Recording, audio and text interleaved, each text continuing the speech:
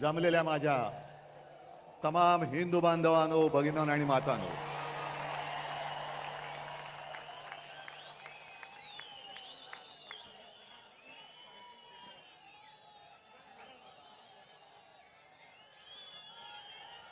सर्वप्रथम आपल्याला सर्वांना दसऱ्याच्या शुभेच्छा देतोय। आज शस्त्रपूजन आणि सरस्वती पूजन करत असतो आपण।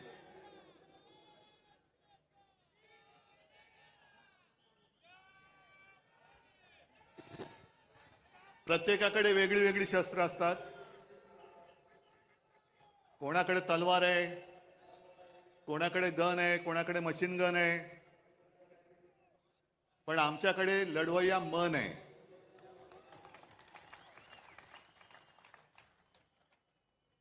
आणि गेल्या अनेक वर्षाच्या परंपरेप्रमाणे आज ठाकरे कुटुंबियांनी सुद्धा जी शस्त्रपूजा केली, त्या पूजेमध्ये बाकी शस्त्र तर आहेत, पण विशेष म्हणजे शिवसेना प्रमुखांचा कुंचला, ज्यांनी फटकारे मारले आणि आपल्या मनगटामध्ये एक चेतना पेटवली, तेच आपलं शस्त्र, त्याची पहिली पूजा केली। आणि नंतर मी आता तुमच्या सगळ्यांची पूजा करतोय, कारण तुम्ही सुद्धा माझी शस्त्र आहात। ही लढाई काही साधी सोपी नाहीये। एका बाजूला सगळे बलाढ्य अब्दाली सारखी माणसं, केंद्राची सत्ता, शासकीय यंत्रणा, म्हणजे तेव्हा जशा स्वाऱ्या यायच्या आणि गावाच्या गावं नेस्तनाबूत करायची, तसं यांनी सुद्धा एक मनसुबा आखला की आता उद्धव ठाकरे आणि शिवसेनेला नेस्तनाबूत करा। पण त्यांना कल्पना नाही की नुसती शिवसेना नाहीये, तर ही वागणूक आहे जी मला बाळासाहेबांनी दिलेली आहे। तुमचं कौतुक कसं करायचं, तुमचे ऋण कसे फेडायचे, या जन्मात तर मी फेडू शकणार नाही। तुमच्या सगळ्यांचं पाठबळ जर माझ्यासोबत राहिलं नाही किंवा नसतं, तर मी आज उभाच राहू शकलो नसतो। सगळं काही ओरबाडून घेतल्यानंतर सुद्धा तुम्ही आणि तुम्हीच आई जगदंबेसारखे माझ्या सोबत उभे राहिलात। त्याच्यामुळे मला या दिल्लीकरांची पर्वा नाहीये, तुमच्या म्हणजे त्यांच्या। येऊ देत, किती पिढ्या यायच्या तेवढे येऊ द्या, ते इथे गाडून त्यांच्या उरावरती मी भगवा फडकून दाखवेन।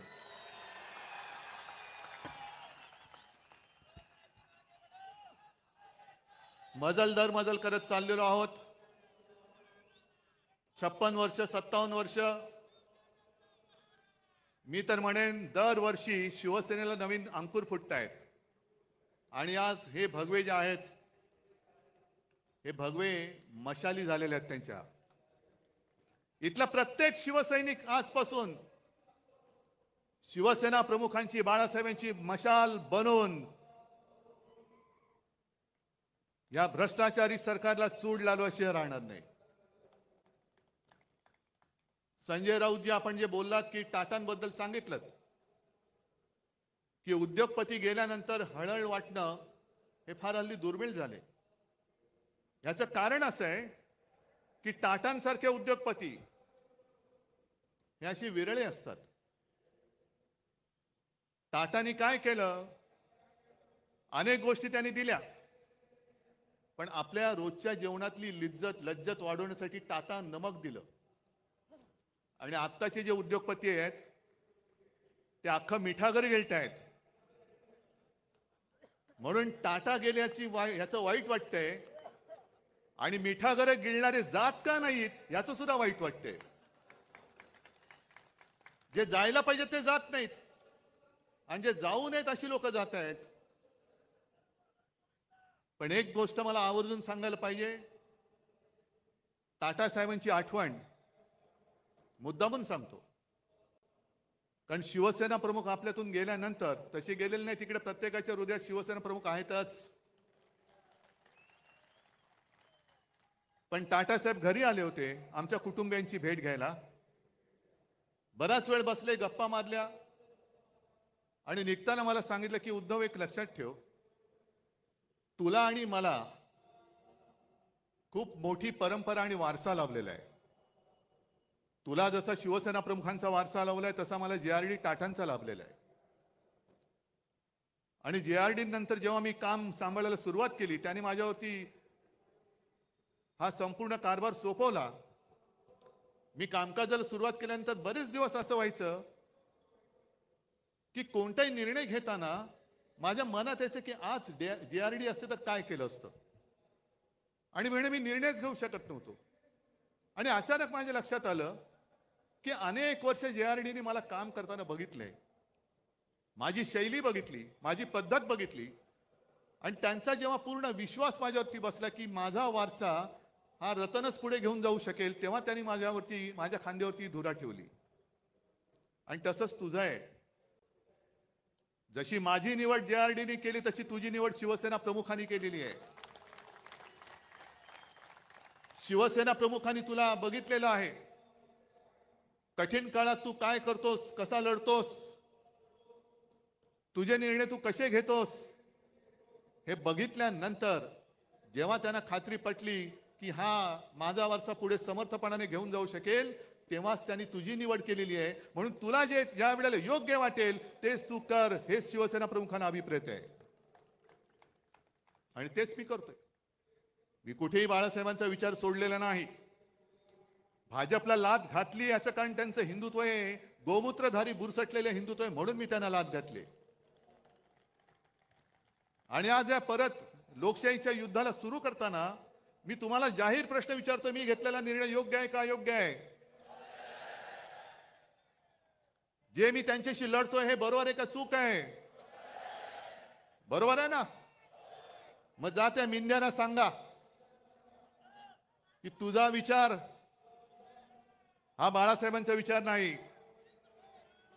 आज त्यांनी जी काय एक जाहिरात केलेली आहे, हिंदुत्व आमचा श्वास, मराठी आमचा प्राण, पण पुढच्या 2 ओळी राहिल्या, हिंदुत्व आमचा श्वास, मराठी आमचा प्राण, अदानी आमची जान, आणि आम्ही शेठजींचे श्वान.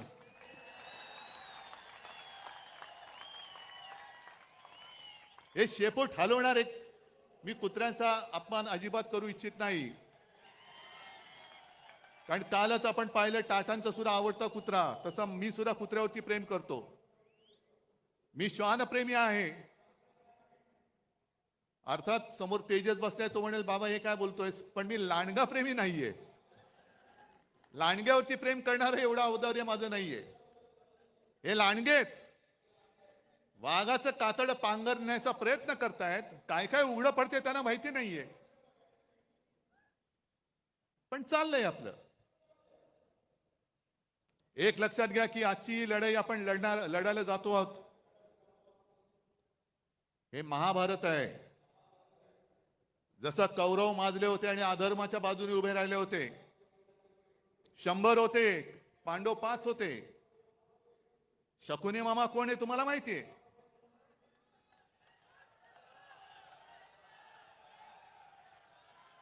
पण कौरवांची जी मस्ती होती की तुम्हाला आम्ही सुईच्या अग्रावर मावेल एवढी सुद्धा जमीन देणार नाही, तीच वृत्ती या भाजपची आहे. या देशात दुसरा कोणताही पक्ष शिल्लक राहता कामा नये, फक्त आणि फक्त भाजप राहिला पाहिजे. मग सुईच्या अग्रावर जमीन जरी मावली नाही तरी सुईची अग्र तुमच्या कुठे टोचेल. आणि आता तलवारी आहेत, तुम्ही आम्हाला संपवायला निघालात, किती मस्ती करणार? ज्यांनी तुम्हाला संकट काळामध्ये साथ दिली, मी काल परवाकडे बोललो की पाप आमचं आहे की महाराष्ट्रामध्ये यांना कोणी विचारत नव्हतं, तेव्हा आम्ही यांना खांद्यावरती घेऊन पूर्ण महाराष्ट्र फिरवला. आज सुद्धा आमची इच्छा आहे की भाजपला आम्हाला राजकारणामध्ये खांदा द्यायचा आहे. ही वृत्ती संपवावीच लागेल. मी आणि फक्त मीच, दुसरं कोणी नाही, हे नाही चालणार. पण महाभारत मी एवढ्यासाठी म्हणालो की जशी परिस्थिती अर्जुनाची झाली होती, अरे मी कोणाशी लढू? माझेच सगळे आप्तसोखे माझ्या समोर आहेत, शस्त्र घेऊन उभे राहिलेले आहेत. ज्यांना मी घरातलं माझं मानलं, ज्यांना मी मोठं केलं, तीच नालायक माणसं आज माझ्यासमोर माझ्यावरती वार करायला चालून येत आहेत. मी कसा लढू? आणि म्हणून कृष्णाला अर्जुनाला गीता सांगावी लागली की शेवटी आपलं कोणी नसतं. आपल्या समोर जो उभा राहत होता आपला शत्रू, आणि आपल्या सोबत राहत होता आपला मित्र. शत्रू समोर उभा आहे त्याच्याकडे न बघू नकोस, त्याला पहिला तुला ठेचलाच पाहिजे, ठेचावाच लागेल. आणि हीच शिकवण आम्हाला छत्रपती शिवाजी महाराजांनी दिली. म्हणजे माझे आजोबा प्रबोधनकार जे नेहमी सांगायचे की कृष्णाने गीता सांगितल्या अर्जुनाला, कारण अर्जुन गर्भगणित झाला, कसा लढू? मग तेव्हा कृष्णाला त्याला बळ द्यावं लागलं आणि मग अर्जुन उभा राहिला. कृष्णाने गीता सांगितल्या अर्जुनाला, पण अंमलात आणली ती आमच्या छत्रपती शिवाजी महाराजांनी. महाराजांच्या सुद्धा अंगावरती सगळे आप्तस्वकीयच आले होते, आपलीच लोक आली होती, पण महाराजांनी बघितलं नाही हा कोण आहे. जो स्वराज्यावरती चालून येतो तो माझा शत्रू, त्याला त्याचा शिरच्छेद केलाच पाहिजे. तशीच ही लोक ही आज आपल्या अंगावरती चालून येत आहेत. यांना यांचा राजकारणामध्ये शिरच्छेद केलाच पाहिजे, करावाच लागेल. आणि एवढं मोठं दैवत आपलं छत्रपती शिवाजी महाराज, हे भाजप आणि मोदींना वाटतंय हे मत मिळवणारे मशीन आहे. मशीन नाहीये, ते आमचं दैवत आहे. अरे आपण जय श्रीराम बोलतो, पण पुराणामध्ये प्रभू रामचंद्र होऊन गेले. आज सुद्धा आपण दसरा, श्रीरामाने रावणाचा वध केला म्हणून आपण तो पाळतो. किती त्यांनी राक्षस मारले, किती दैत्य मारले. त्यांच्याबरोबर प्रभू रामचंद्राबरोबर वानर सेना होती, आणि आपण त्यांना देव मानतोच, आम्ही जय श्रीराम बोलतोच.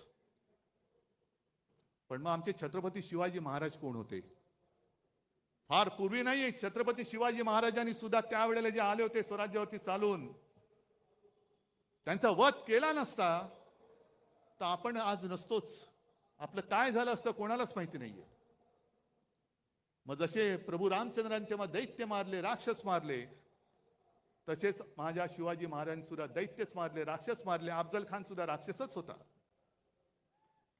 आणि ज्याप्रमाणे भाजप केवळ मतांसाठी छत्रपती शिवाजी महाराजांचा पुतळा उभारला, म्हणजे मतं मिळवलीत. पण नालायकानं तुम्ही पुतळा उभारण्यामध्ये सुद्धा पैसा खाल्लात. 8 महिन्याच्या आत तो पुतळा कोसळून पडतो आणि आम्ही त्याच्याहून मोठा पुतळा बांधू. म्हणजे काय? पुन्हा कॉन्ट्रॅक्टरच्या खिशामध्ये आम्ही पैसे घालू. आम्ही महाराजांचे पुतळे नुसते नाही उभारत, त्याची पूजा करतो. आणि आज मी तुम्हाला वचन देतोय, आपलं सरकार आल्यानंतर प्रत्येक जिल्ह्यामध्ये मी छत्रपती शिवाजी महाराजांचं मंदिर बांधल्याशिवाय राहणार नाही. ते आमचं दैवत आहे. होय, आम्ही आमच्या देवाऱ्यामध्ये सुद्धा छत्रपती शिवरायाची पूजा करणार. जसं आम्ही जय श्रीराम म्हणतो, तसं आम्ही जय शिवराय सुद्धा त्याच किंवा त्याहून मोठ्या आवाजामध्ये म्हणणार. जय शिवराय, जय शिवराय हा माझ्या महाराष्ट्राचा मंत्र आहे. आणि माझी तर अशी इच्छा आहे, छत्रपती शिवाजी महाराजांनी संपूर्ण देशात पहिला प्रथम आरमार उभं केलं, म्हणून मग ते आयने शिवाजी वगैरे सगळं ते आलं. महाराष्ट्रामध्ये प्रत्येक जिल्ह्यात तर मी मंदिर उभारीनाच, पण आपल्या देशामध्ये सगळ्या राज्यामध्ये छत्रपती शिवाजी महाराजांचं मंदिर उभारलं गेलं पाहिजे. प्रत्येक राज्यामध्ये उभारलं गेलं पाहिजे. आणि मंदिर केवळ मंत्रोच्चारासाठी नाही, तर त्यांच्या आयुष्यातले जे काही प्रसंग आहेत, ज्याला पुरावे आहेत, हे सगळे प्रसंग त्या मंदिरात आणि मंदिराच्या आजूबाजूला शिवचरित्राच्या निमित्ताने किंवा त्या दृष्टीने हे कोरले जातील किंवा दाखवले जातील. नाहीतर छत्रपती शिवाजी महाराजांची जयंती आली, राज्याभिषेक दिन आला की पुतळा साफसूफ करायचा, त्याला हार घालायचा, छत्रपती शिवाजी महाराज की जय बोलायचं. हे एवढ्या पुरतं आमचं दैवत नाही. आमचं दैवत खूप मोठं आहे. दुसरा कोणता असा राजा आहे की 400 वर्ष झाल्यानंतर सुद्धा छत्रपती शिवाजी महाराज की जय बोलल्यानंतर एक वेळ मुर्दा पुन्हा उठून उभा राहू शकतो, एवढी ताकद दुसऱ्या कोणत्या जयघोषामध्ये आहे? मोदीजी, तुम्हाला आणि तुमच्या मिंद्या सरकारला शिवाजी महाराज म्हणजे नुसतं मतं मिळवण्याचं यंत्र वाटत असेल तर त्याचं यंत्र नाहीये, ते म्हणजे काही ईव्हीएम नाहीये. ईव्हीएम सारखा माझ्या महाराजांचा वापर करू नका. आम्ही आमच्या दैवताचा मान राखणारच. करा, तुम्हाला किती कोणाला टीका करायची ती करा, मला परवा नाही. मी महाराजांना देव मानतो. तुम्ही मानत असाल नसाल बघून घेईल महाराष्ट्र तुम्हाला. जो महाराजांच्या मंदिराला विरोध करेल त्याला माझा महाराष्ट्र, छत्रपती शिवरायाचा महाराष्ट्र बघून घेईल. पण हे आपलं दैवत आपण नाही पूजायचं तर दुसरं कोणी पूजायचं? काय मोदींची मंदिरं बांधणार? आज म्हणे संघाला काहीतरी 100 वर्ष होत आहेत, या वर्षी का पुढच्या वर्षी. मला आदर आहे, भागवतांबद्दल आदर आहे, संघाबद्दल आदर आहे, संघाच्या कार्यकर्त्यांबद्दल आदर आहे. फक्त ते जे काय करतात त्याच्याबद्दल आदर नाहीये. याचं कारण मला भागवतजींना विचारायचंय की तुम्ही ज्या काही गोष्टी सांगता आहात त्या कोणासाठी सांगतात? कारण त्यांनी मध्ये सांगितलं की हिंदूंनो आता स्वसंरक्षणासाठी एकत्र या. म्हणजे काय? 10 वर्ष झाली विश्वगुरु तिकडे बसलेत, अजूनही तुम्ही हिंदूंचं संरक्षण नाही करू शकत? मग ते राजू श्रीवास्तव तो होता ना आपला, कॉमेडी करायचा, त्यांनी सांगितलं होतं एकदा की पूर्वी कसं होतं, ते गुरखे असायचे, रात्रभर राखण करायचे, जागते रहो जागते रहो मेरे भरोसे पर मत रहो. म्हणजे तुमचं रक्षण तुम्ही करा, आम्ही नालायक आहोत, तुम्ही निवडून गेलं तरी तुमचं रक्षण करू शकत नाही, तुमचं रक्षण तुम्ही करा. मग कशाला पाहिजेत मोदी? जर 10 वर्ष, हे 11वं वर्ष संपूर्ण देशाने तिसऱ्यांदा सत्ता देऊन सुद्धा या देशातला हिंदू, जर तुम्ही आता म्हणत असाल हिंदू खतरे में है, तर मी म्हणेन काँग्रेस का बरी होती? कारण त्या काळात तुम्हीच म्हणायचा की इस्लाम खतरे में है. आता हे तुम्हाला सगळं आठवतंय. मग त्यांनी आज सांगितलं की बांगलादेशमध्ये जे काही घडलं, काही जगामध्ये असं होतंय की देशातली सरकार पाडली जात आहेत, तिकडे अस्थिरता माजवली जाते आणि मग अल्पसंख्याक कोणी असोत ते धोक्यामध्ये येतात, असुरक्षित होतात. आता आपल्याकडे एक म्हण आहे, लेकी बोले सुने लागे. पण हे बांगलादेशाला बोलतात म्हणजे सुने लागे लेकी लागे की काय? की बांगलादेशात काय चाललं, तुमचे जे बसलेत तिकडे ते या देशामध्ये काय करतायत? मला या पद्धतीने गद्दारी करून खाली खेचलं हे तुम्हाला दिसलं नाही? ज्या शिवसेना प्रमुखांनी तुम्हाला साथ सोबत दिली, त्यांचा पुत्र मुख्यमंत्री म्हणून बसला होता, काम करत होतो की नव्हतो?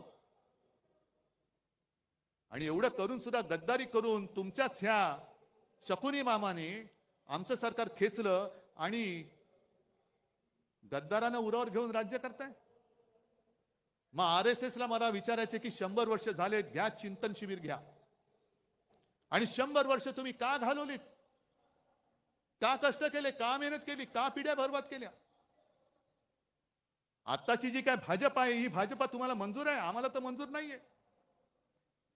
कारण पूर्वीचा जो भाजप होता अटलजी आणि अडवाणीजींचा, तो एक कसा एक वेगळा होता, भगव्याला मानणारा होता. त्याच्यामध्ये एक वेगळ्या प्रकारचं मी म्हणेन पावित्र्य होतं, आत्तापेक्षा तरी नक्कीच होतं. पण आत्ताचा भाजप हा हायब्रिड झालेला आहे. म्हणजे जसं संकरित गाय असते ना, हायब्रिड. म्हणजे मी काय ऐकलेलं आहे असं की सगळे म्हणजे दुसऱ्या परदेशी वळूची बीज वगैरे त्यांच्या गर्भाशयात टाकतात, त्याचा भाजप झालाय. सगळे इतर पक्षाची लोक, मोठमोठे नेते या भाजपच्या गर्भात घुसलेमध्ये, आणि तो भाजप हा आमच्यावरती राज्य करणार. एवढा वाईट असा विचार आजपर्यंत कोणी दिलेला नव्हता. भारतीय जनता पक्ष, लाज वाटली पाहिजे भारतीय म्हणायला, आणि जनतेचा पक्ष तो राहिलेलाच नाहीये. सगळे विचित्र भ्रष्टाचारी माणसं एकत्र करून तुम्ही आमच्यावरती राज्य करतात. अहो, गद्दारांना आणि चोरांना नेता मानून तुम्हाला आमच्याशी लढावं लागतं, ह्याच्यातच तुमचा पराभव आहे.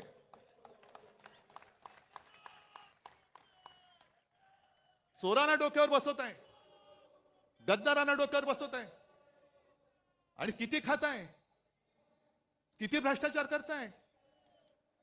बरं, हिंदुत्व हिंदुत्व म्हणजे नेमकं आहे तरी काय? मी हा प्रश्न तुम्हाला प्रत्येक दसरा मेळाव्यामध्ये विचारणार आहे. मरे गाईला राज्यमातेचा दर्जा दिला, चांगली गोष्ट आहे. एक देशी प्रजाती म्हणून गाई वाचवलीच पाहिजे. आपली आपली जी देशी गाय आहे ती एक प्राणी म्हणून, प्रजाती म्हणून ती वाचवलीच पाहिजे. पण मला आता प्रश्न असा पडलाय की गाय ही राज्यमाता झाली असेल, मराठी अभिजात भाषा झाली, मग राज्याची राज्यभाषा कोणती? कारण राज्यमाता गाय. मग गायीचं हंबरणं ही आपली राज्यभाषा होणार का? आणि गायीचं हंबरणं ही जर का राज्यभाषा असेल तर कवळ्या कवळ्या मुलींवरती जे काही अत्याचार होत आहेत ते तो हंबरडा तुमच्या कानावरती का पडत नाही? हा माझा पुढचा प्रश्न आहे. महिलांवरती जे अत्याचार होत आहेत, गोरगरीब जे त्रासलेले आहेत, हा हंबरडा हा तुमच्या कानावरती जात नसेल तर कशाला गाईला राज्यमाता मानताय? पहिला आईला वाचवा, मग गाईला वाचवा, हे आमचं हिंदुत्व आहे. पण केवळ महागाई तुम्ही रोखू शकत नाही म्हणून गाईच्या आड लपणार असाल तर तुमचा हा भाकटपणा आम्हाला मंजूर नाहीये. काय अशी लोक एकदम मध्येच उपटतात, गोरक्षक. गेल्या काही दिवसांपूर्वी मला वाटतं हरियाणा का कुठल्या एका राज्यात एका 22-23 वर्षाच्या कवळ्या मुलाचा पाठलाग करून गोळ्या घालून खून केला. का? तो कवळा मुलगा त्याच्या मित्रांसोबत फिरायला रात्री फिरत होता. हे तथाकथित गोरक्षक यांनी त्यांचा पाठलाग केला. त्याला काय वाटलं, त्यांनी पण गाडी पळवली, ह्यांनी पण गाडी पळवली. मग ती गाडी अडवली गेली आणि उतरून त्याला खाड खाड गोळ्या घालून त्याला मारला. याचं कारण संशय असा होता की तो गाडीतून गोमांस घेऊन जातोय, गोमांसाची तस्करी करतोय. निघाला कोण? आर्यन मिश्रा. काय कुठे बातमी आली दुसऱ्या दिवशी? नाही, कारण मारला गेला हिंदू. पण हाच जर का आर्यन खान असता, आणखीन कोणतरी आर्यन शेख असता तर काय आगडो मुसळला असता. हिंदुत्व खतरे में, हिंदुत्व खतरे में. जर गोमांसाची तस्करी केली म्हणून तुम्ही आर्यन मिश्राला मारला असाल तर मग किरण रिजिजू जे बोलले स्वतः की मी गोमांस खातो, बीफ खातो, काय माझं वाकडं करायचं तर करा, काय केलं का त्यांना काय तुम्ही करत नाही, गोळ्या घाला, असं माझं म्हणणं नाहीये. पण हा दुतोंडीपणा का करतात? कवळी कवळी मुलं तुम्ही मारतात, गोळ्या घालून मारता, आणि जे बीफ खातो तुम्हाला काय उकडाचे ते उकडा म्हणणारे त्यानं मोदीजी तुम्ही तुमच्या कॅबिनेटमध्ये बाजूला मांडी लावून बसवता. हे हिंदुत्व मला मान्य नाही, हे थोतांड मला मान्य नाहीये. आणि म्हणून मी लढतो यात बेगडी हिंदुत्ववाद्यांशी. नव हिंदुत्ववादी जे म्हणतात बेगडी हिंदुत्ववादी, म्हणून मी लढतोय त्यांच्याशी. एक तर संपूर्णपणे तुम्ही देशाची विल्हेवाट लावलेली आहात. हिंदू मुसलमान असा तर झगडा लावलेलाच आहात. हिंदूंमध्ये पुन्हा भेदभाव करतायत. महाराष्ट्रामध्ये आल्यानंतर हिंदूमध्ये पुन्हा मराठी अमराठी करताय. मराठी माणसामध्ये पुन्हा जातीपातीमध्ये भांडणं लावतायत. याला आरक्षण देऊ, त्याला आरक्षण देऊ. अहो, तुमच्यात जर का धमक असेल तर आजपर्यंत तुम्ही आरक्षण देऊन दाखवायला पाहिजे होतं. मग ते मराठ्यांचं आरक्षण असेल, धनगरांचं आरक्षण असेल, ओबीसींचं आरक्षण कायम ठेवण्याचा प्रश्न असेल, आदिवासींचं आरक्षण कायम ठेवण्याचा प्रश्न असेल, हे आजपर्यंत तुम्ही करून का दाखवलं नाहीत? आणि तसं पाहिलं तर 95-96 सालीच्या सुमारास वाजपेयींनी सोलापूरमध्येच जाहीर सभेत आश्वासन दिलं होतं की माझं सरकार आल्यानंतर पहिल्या कॅबिनेटमध्ये मी धनगरांना आरक्षण देईन. वाजपेयीजी जाऊन आज इतके वर्ष झाले, अजूनही धनगर तसेच लढतायत. मराठा माझा तसाच लढतोय. आदिवासी भयभीत झालेले आहेत, ओबीसी भयभीत झालेले आहेत. का तुम्ही हे पाप करतात? का जातीपातीमध्ये भांडणं लावतात? आणि हेच ते शिवतीर्थ आहे जिथून शिवसेना प्रमुखांनी सांगितलं होतं, मराठा मराठेतर, ब्राह्मण ब्राह्मणेतर, 96 कोळी 92 कोळी, स्पृश्य अस्पृश्य, घाटी कोकणी, हे सर्व भेदाभेद गाडून मराठी माणसाची भक्कम एकजूट बांधा. ती मराठी माणसाची एकजूट बांधली गेली नसती, शिवसेना उभी राहिली नसती आणि हिंदुत्वाचे रखवाले म्हणून जेव्हा भाजपवाले शेपटे घालून बिळात बसले होते, तेव्हा जर काही मराठी माणसाची ताकद हिंदुत्व हिंदू म्हणून उभी राहिली नसती तर मोदीजी तुम्ही आज दिल्लीमध्ये दिसला नसतात. ही माझ्या महाराष्ट्राची मराठी माणसाची ताकद आहे. ज्याला तुम्ही चिरडायला निघालात, काय आम्ही काय गुन्हा काय केला होता आणि काय पाप केलं होतं. आज सुद्धा अमित शहा जे बोलतात, किती माणसं निर्लज्ज असावीत, माणसाने किती निर्लज्ज असावं. एक 2-4 दिवसापूर्वी आले होते आणि त्यांनी सांगितलं की या वेळेला महायुती,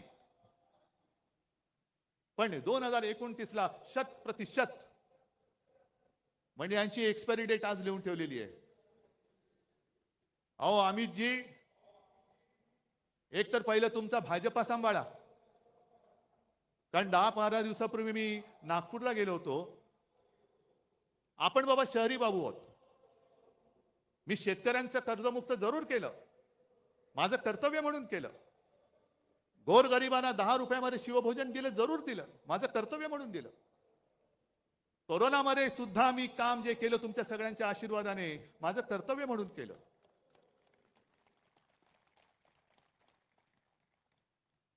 पण नागपूरला मी गेलो, मी तुम्हाला का म्हटलं की मी शहरी बाबू आहेच, मला शेतीतलं कळत नाही, पण शेतकऱ्याचे अश्रू मला दिसतात जे तुम्हाला दिसत नाहीत.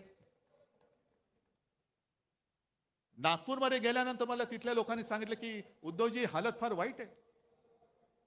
सोयाबीनला भाव नाही, कापसाला भाव नाही, गेल्या वर्षीचा पीक विमा अजून मिळालेला नाहीये, बँका कर्ज देत नाहीयेत आणि त्याच्यामध्ये काय काय वेळेला नैसर्गिक आपत्ती येते. संत्र्यावरती म्हणे तो एक डिंक्या रोग येतो. म्हटलं डिंक्या रोग म्हणजे काय? नाही, तो खोडावरती येतो किडा, खोड किडा, आणि तो खोड पकडून टाकतो. आणि दुसरा गुलाबावर आपलं कापसावरती येतो, कापसाच्या बोंडावरती येते ती गुलाबी अळी. आता ती अळी जॅकेट घालते की नाही मला माहित नाही, पण तिला गुलाबी बोंड अळी असं म्हणतात. अमित शहाजी, तुमच्या भाजपच्या झाडाला दाढीवाला खोडकिडा लागलाय आणि तुमच्या बोंडावरती गुलाबी जॅकेटवाली अळी पडले, ती बघा.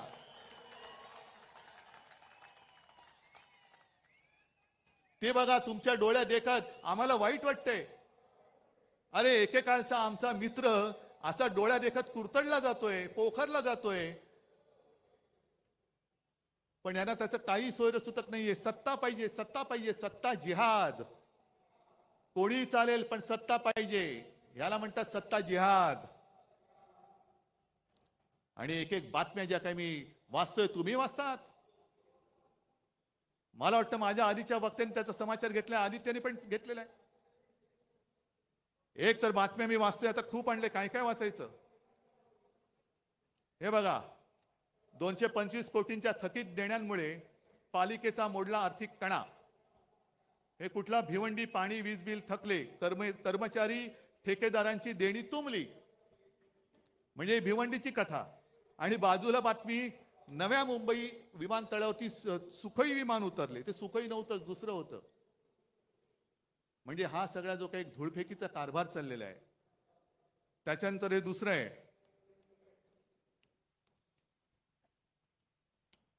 हे बघा, हे ठाण्याचं आहे. हजारो कोटींची खैरात करूनही ठाणे पालिकेची झोळी फाटकी. कोणाच्या खिशात गेले पैसे? मिंद्याच्या. त्याच्यानंतर आपल्याला या गोष्टी कळत नाही. नुकताच एक बातमी आणखीन एक आलेली की राज्यातल्या गावठाणा बाहेरील ज्या जागा आहेत त्याच्यावरचा अकृषी कर हा पूर्णपणे माफ केला. काय मोठा औदार्य आहे. अहो पण मुळामध्ये गावठाणामध्ये अकृषी कर नव्हताच. गावठाणा शब्द वापरल्यामुळे आपल्याला असं वाटतं कुठेतरी खेडोपाडी हा कर होता आणि तो रद्द केला. तसा नाही, हा कर रद्द झाला तो आपल्या शहरांमधला झालेला आहे. शहरामधला कर, इकडे मोठमोठे उभे राहतात टॉवर्स, हे कोण बांधतंय? हजारो कोटींचा महसूल बुडवून तुम्ही तुमच्या मित्रांसाठी हा कृषी कर रद्द केलेला आहात. थोडे दिवस थांबा जरा, 1-2 महिने थांबा, आमचं सरकार येतंय. आणि ही जी काय तुमची मस्ती आहे ना, 11 दिवसात तब्बल 1600 शासन निर्णय जारी. यातले अनेक निर्णय आम्ही रद्द केल्याशिवाय राहणार नाही. जे जे माझ्या राज्याच्या मुळावरती येणारे निर्णय आहेत, जे जे तुमच्या विकासकांचे, बिल्डरचे, मित्रांचे झोळ्या भरणारे निर्णय आहेत, ते आम्ही रद्द करूच. तुमच्यावरती पण गुन्हे दाखल करू. पण मी सगळ्या अधिकाऱ्यांना सांगतोय, तुम्ही या पापात सहभागी होऊ नका, नाही तर तुम्हाला सुद्धा तुरुंगात आम्ही टाकल्याशिवाय राहणार नाही. मुंबई महापालिकेची सुद्धा हालत एवढी वाईट केलेली आहे. साधारणतः 90,000 कोटीचं आपलं ज्याला एफडी म्हणतो, ते एफडी यांनी तोडल्या. आणि माझी जी माहिती मिळाली आहे की साधारणतः 40,000 कोटी रुपये फक्त शिल्लक राहिलेत. बाकीचे उडवून टाकले. आणि 40,000 कोटी का? तर ते तोडता येत नाही म्हणून पगारासाठी ठेवावे लागतात, इतर देणी देण्यासाठी असतात. म्हणजे आपली मुंबई महापालिका ही एवढी श्रीमंत, ही श्रीमंत मुंबई, माझी मुंबईकर हा माझा श्रीमंतच आहे, मनाने श्रीमंत आहे. 90,000 कोटी यांनी उडवून टाकले. आणि विकास कामं एवढी काढली, जवळपास 2.5-3 लाख कोटीचे वर्क ऑर्डर यांनी देऊन टाकलेले आहेत. कोणाला दिल्यात? कसली विकास कामं? रस्त्यामध्ये सुद्धा कोणी खडी टाकली, कोणी सिमेंट टाकलं, याचा सुद्धा आम्ही चौकशी करणार आहोत. आणि मी तुमच्या सगळ्यांच्या साक्षीने मुंबई महापालिका आयुक्तांना आवाहन करतोय, हा माझ्या मुंबईकराचा पैसा आहे. हे 3 लाख कोटी तुम्ही कोणाच्या उरावरती, कोणाच्या सांगण्याने टाकले, ते सगळे त्या कॉन्ट्रॅक्टर सकट कोणत्या कामासाठी सकट टाकले, ते आम्हाला त्याची यादी पाहिजे. आमचं सरकार आल्यानंतर आम्ही घेऊच. पण तुमच्यामध्ये जी काही एक आम्ही सुद्धा जी शपथ घेतो, तुम्ही पण घेता ना शपथ. मग 3 लाख कोटी तुम्ही असे माझ्या महाराष्ट्राचे उधळून टाकले. राज्य सरकारने सुद्धा कर्ज घेण्याची जी एक मुदत असते दर महिन्यामध्ये, माझी माहिती अशी आहे, अंबादास तुम्ही चौकशी करा, त्यांनी फ्रंट लोडिंग हा एक शब्द आहे. म्हणजे काय की उद्या जे घेणार असू ते आज घ्या. डिसेंबरची कर्ज घेण्याची मुदत ही आज वापरलेली आहे, आज वापरले. म्हणजे तुम्ही कर्ज काढून फटाके फोडताय आणि माझ्या सर्वसामान्य लोकांना गुंगवून टाकताय की बघ आम्ही दिवाळी साजरी करतोय. अरे पण कर्ज काढलंयस. म्हणजे पूर्वी जसे इतिहासामध्ये असे दाखले आहेत की आपला प्रतिस्पर्धी जिंकतोय म्हटल्यानंतर आता आपण वाचणं शक्य नाही, हार नक्की आहे, तर आपणच आपलं शहर जाळून टाकायचं. विध्वंस म्हणजे शत्रू आलाच, प्रतिपक्ष आलाच. होय, आम्ही तुमचे शत्रू आहोतच. जे जे महाराष्ट्र लुटतात त्यांचे आम्ही शत्रू आहोतच. तर त्यांच्या हाती काही पडू नये, सगळं खाऊन फस्त करायचं. मग आले की यांचा ठणठण गोपाळ. आणि एकूण जी भयानक परिस्थिती जी मगाशी आदित्यने सांगितली, तुम्हालाही माहिती आहे, धारावीच्या माध्यमातून अख्खी मुंबई लुटतायत. काय नाही दिलंय अदानीला? चंद्रपूरची शाळा दिली, तिथल्या खाणी दिल्या, विमानतळं दिली, बंदरं दिली, धारावीची झोपडपट्टी दिली, इथली वांद्रे रेक्लेमेशनची जागा दिली. त्या पलीकडे मुंबईमध्ये आणखीन मिठागरं, Kurla Mother Dairy, Dahisar check नाका, मुलुंड चेक नाका, सगळ्या जागा. जसं संजय तुम्ही बोललात, सब भूमी अदानी की. कशासाठी मग आम्ही जगायचो? का आम्ही संयुक्त महाराष्ट्राचा लढा देऊन मुंबई मिळवली? रक्त सांडून मिळवलेली मुंबई आहे. अदानीने आम्हाला बक्षीस दिलेली मुंबई नाहीये. आज जे आम्ही द्वेषाने लढतो आहोत, अनेक लोक मला विचारतात, अहो उद्धवजी तुम्हाला काय प्रॉब्लेम आहे, तुम्ही का नाही जात? म्हटलं का जाऊ, कसा जाऊ? अरे ज्या घराण्यामध्ये माझ्या आजोबांनी संयुक्त महाराष्ट्रासाठी लढा दिला, त्यावेळी ते पहिल्या 5 मधले नेते होते. माझ्या वडिलांनी दिला, माझ्या काकांनी दिला. त्या घराण्यातला मुलगा मुंबई माझ्या डोळ्यात विकली जात असताना शेपूट घालून किंवा पैसे घेऊन मी गप्प बसू शकतो? म्हणून मी लढतोय. माझ्यासाठी मी नाही लढत. मी मुंबईसाठी लढतोय, मी महाराष्ट्रासाठी लढतोय. जे दिसतंय ते पाहवत नाहीये. आणि सगळेच त्यांना सामील होणार असतील तरी देखील मी लढेन. जोपर्यंत तुम्ही माझ्या सोबत आहात तोपर्यंत मी लढेन. आणि मोदीजी, तुम्ही जे बोलला होतात लोकसभेच्या वेळेला, जे फेक नॅरेटिव्ह सांगत होतात, पण तुम्ही जे बोलला होता ते रेकॉर्ड आहे की ये लोग आपका मंगलसूत्र खींच लेंगे, ये आपके घर की टोटी निकालेंगे. घरातले नळ काढणार, मंगलसूत्र काढणार आणि कोणाला देणार? जिनके ज्यादा बच्चे हैं उनको आपका मंगलसूत्र दे देंगे. मग मी त्याच भाजपला आणि मिंध्यांना विचारतोय, मग तुम्ही काय संपूर्ण महाराष्ट्र लुटून माझ्या महाराष्ट्रातल्या महिलांचं मंगळसूत्र अदानीला देणार आहात, की अदानीचं मंगळसूत्र माझ्या महाराष्ट्राच्या गळ्यात बांधणार आहात? आम्ही अदानीचं मंगळसूत्र बांधणार नाही. अदानीच्या हातात मी माझ्या माता भगिनीचं मंगळसूत्र अजिबात देणार नाही. अदानी कोणी माझे शत्रू नाहीयेत, पण निविदेच्या बाहेरचे अनियमित मुद्दे आता त्याच्यामध्ये टाकून अदानींच्या हातामध्ये सगळा महाराष्ट्र आणि मुंबई देणार असाल तर आमचं सरकार आल्यानंतर आम्ही पहिलं धारावीचं टेंडर रद्द केल्याशिवाय राहणार नाही. आज मी जाहीर करून टाकतो. धारावीकरांना हाकलून द्यायचं, धारावीकरांना उचलून मिठागरात टाकायचं, लांब लांब फेकून द्यायचं. आमचं सरकार आल्यानंतर मी धारावीमध्ये माझ्या पोलिसांना जागा देईन, गिरणी कामगारांना जागा देईन. जे मराठी माणसं तुम्ही मुंबईत तडीपार करताय त्या सगळ्या मराठी माणसांना मी धारावीत आणेन. आणि वांद्रे सरकारी कर्मचाऱ्यांची जी वसाहत आहे, मी मुख्यमंत्री असताना शेवटच्या कॅबिनेटमध्ये मी निर्णय घेतला होता की माझ्या सरकारी कर्मचाऱ्यांनी जिथल्या तिथे घर मी देईन. हे सरकार बदलल्यानंतर निर्णय बदलला. संपूर्ण जागा त्यांनी कोर्टाला देऊन टाकली. कोर्टाला जागा द्यायला आमची ना नाही. आम्ही त्यावेळेला कोर्टाला जागा देत होतो, कोर्ट सुद्धा त्याला मान्य होत होतं. पण त्या सगळ्या सरकारी कर्मचाऱ्यांना सांगतोय की घाबरू नका, सगळे एकजुटीने जर का सोबत राहिला तर हे सरकार आपण आपलं आणूच. आणि जो निर्णय मी माझ्या मंत्रिमंडळात घेतला होता की सरकारी कर्मचाऱ्यांना जिथले तिथे घर आणि कोर्टाला सुद्धा तिकडे बाजूला जागा, ही माझं सरकार आपलं सरकार आल्यानंतर मी केल्याशिवाय राहणार नाही. का नाही करायचं हे? नाहीतर मग शेवटी कशाला नावं घ्यायची, कशाला छत्रपती शिवाजी महाराजांची मंदिरं बांधायची? मंदिर एवढ्यासाठीच बांधायचं की आता जे महिलांवरती अत्याचार चाललेले आहेत आणि हे लगेच कोण देवा भाऊ हा भाऊ, अरे काय इतर वेळेला सगळं खाऊ. पण जसं त्या ठाण्यामध्येच ना, ठाणे जिल्हा ना, तो शिंदेला गोळी घातली, शिंदेला गोळ्या घातल्या ना, शिंदेला गोळ्या घालायलाच पाहिजे होत्या. आणि आनंद दिघे असते आज तर त्यांनी सुद्धा शिंदेला या पापाबद्दल गोळी घातलीच असते. आनंद दिघेने पहिली शिंदेला गोळी घातली असती की असा हा नराधम महिलेवरती अत्याचार करतो, आईवरती वार करतो, हा नराधम जगायच्या लायकीचा नाही. म्हणून शिंदेला गोळी घातली, बरंच झालं. शिंदेला गोळी घातली याचं दुःख नाहीये, शिंदेला मारायलाच पाहिजे होता. पण शिंदेला मारल्यानंतर जसं आपल्या मराठीमध्ये म्हणतात, म्हातारी मेल्याचं दुःख नाही पण काळ सोकावतोय. शिंदेला गोळी का घातली? कारण तुमचे बाकीचे सगळे जे होते त्यांना वाचवण्यासाठी, तुम्ही पुरावा नष्ट करण्यासाठी म्हणून शिंदेला गोळी घातली असेल तर त्याचा सुद्धा उलगडा झाला पाहिजे. पण तरी देखील शिंदेला गोळी आनंद दिघेने घातलीच असती.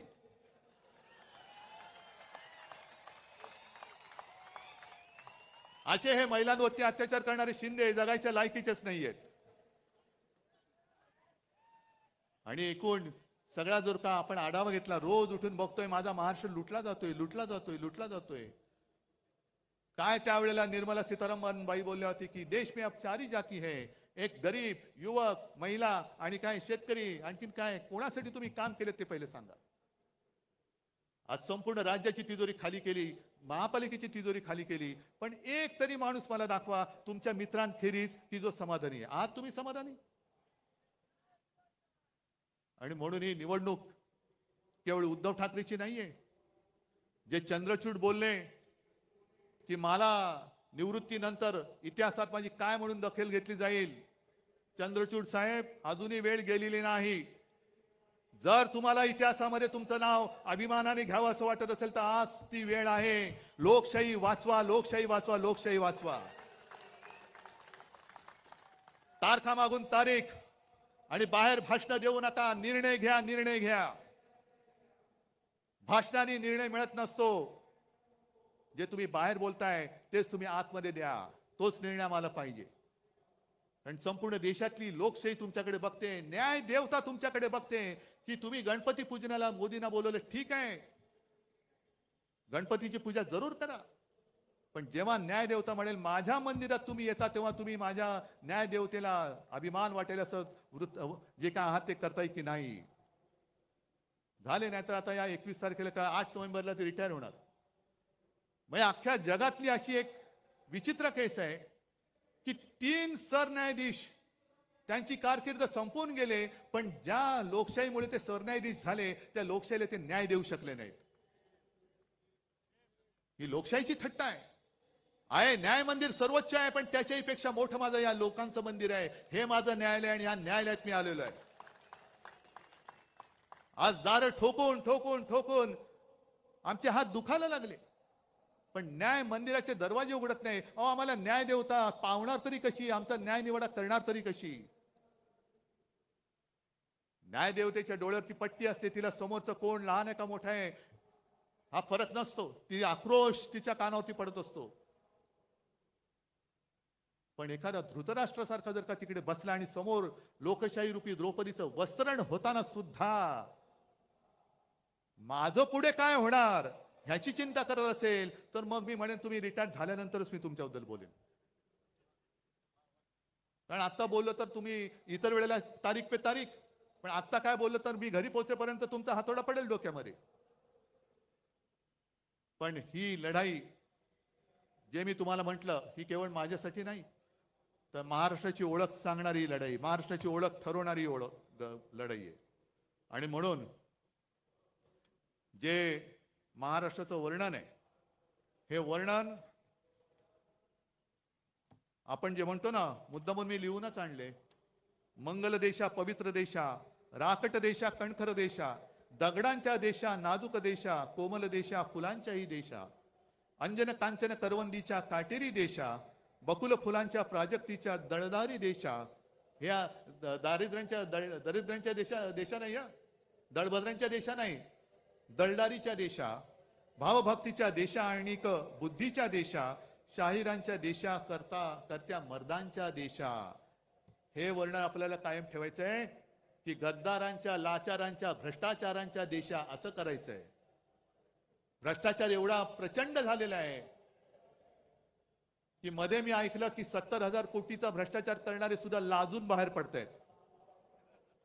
त्यांना सुद्धा लाज वाटायला लागली की अरे एवढे मोठे आहेत, माझा 70,000 कोटीचा घोटाळा काहीच नाही, यांच्यातनं बाहेर पडलेलं बरं, अशी बातमी आहे. पण हे सगळं त्यांना लख लाभो हे आपण नाही सहन करून चालणार. जीवात जीव असेपर्यंत मी माझा महाराष्ट्र लुटायला देणार नाही. शेवटचा श्वास असेपर्यंत मी माझा महाराष्ट्र मोदी शहांचा होऊ देणार नाही. हा शाहू फुले आंबेडकरांचा महाराष्ट्र मी मोदी शहा अदानींचा महाराष्ट्र होऊ देणार नाही. हा शाहू फुले आंबेडकरांचा आणि छत्रपती शिवाजी महाराजांचा महाराष्ट्र आहे, तो मोदी शहांच्या हातात मी जाऊ देणार नाही.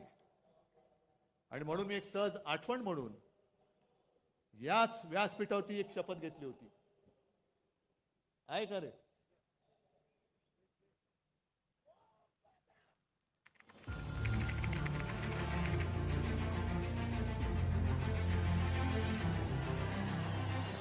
छत्रपती शिवाजी महाराजांना वंदन करून आणि माझ्या आई वडिलांचे स्मरण करून मी उद्धव बाळासाहेब ठाकरे ईश्वर साक्ष शपथ घेतो की कायद्याद्वारे स्थापित झाले आहे अशा भारतीय संविधानाबद्दल मी खरी श्रद्धा व निष्ठा बाळगेन. मी भारताची सार्वभौमता व एकात्मता उन्नत राखीन. मी महाराष्ट्र राज्याचा मुख्यमंत्री म्हणून माझी कामे निष्ठापूर्वक व शुद्ध बुद्धीने पार पाडेन आणि संविधान व कायदा यानुसार सर्व तऱ्हेच्या लोकांना मी निर्भयपणे व निस्पृहपणे तसेच कोणाच्याही विषयी ममत्वभाव किंवा आकस न बाळगता न्याय वागणूक देईन. मी उद्धव बाळासाहेब ठाकरे ईश्वर साक्ष शपथ घेतो की महाराष्ट्र राज्याचा मुख्यमंत्री म्हणून माझ्या विचारार्थ आणली जाईल किंवा मला न्याय होईल अशी कोणतीही बाब असा मुख्यमंत्री म्हणून माझी कामे यथायोग्य पार पाडण्यासाठी आवश्यक असेल ते खेरीज करून एरवी मी कोणत्याही व्यक्तीला किंवा व्यक्तींना प्रत्यक्षपणे व अप्रत्यक्षपणे कळवणार नाही किंवा त्यांच्याकडे उघड करणार नाही.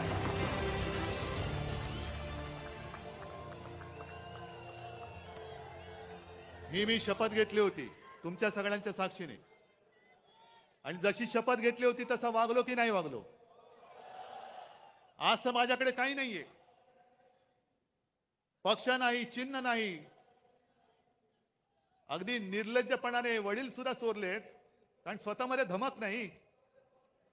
पण आज काही नसताना तुम्हाला सोबत घेऊन मी शपथ घेतोय. तुम्ही सुद्धा माझ्यावर शपथ घ्या. आहे तयारी? ठीक आहे, मग घ्या शपथ. मी एक स्वाभिमानी महाराष्ट्र प्रेमी म्हणून शपथ घेतो की 106 हुतात्म्यांच्या बलिदानातून मिळालेला महाराष्ट्र मी लुटारू आणि दरोडेखोरांच्या हाती जाऊ देणार नाही. मी शपथ घेतो की छत्रपती शिवराय व हिंदू हृदय सम्राट शिवसेना प्रमुख बाळासाहेब ठाकरे यांनी मराठी माणसांची भक्कम एकजूट उभी केली, ती मी अभेद्य ठेवेन. मी शपथ घेतो की महाराष्ट्रात अंधकार घडवणाऱ्या दिल्लीतील शहायांना रोखण्यासाठी मी हिंदू हृदय सम्राट शिवसेना प्रमुख बाळासाहेब ठाकरे यांची मशाल बनून लढत राहीन. मी शपथ घेतो की हिंदू हृदय सम्राट शिवसेना प्रमुख बाळासाहेब ठाकरे यांना अभिप्रेत असलेली शिवशाही महाराष्ट्रात आणण्यासाठी मी हीच मशाल धगधगत ठेवेन. जय हिंद, जय महाराष्ट्र.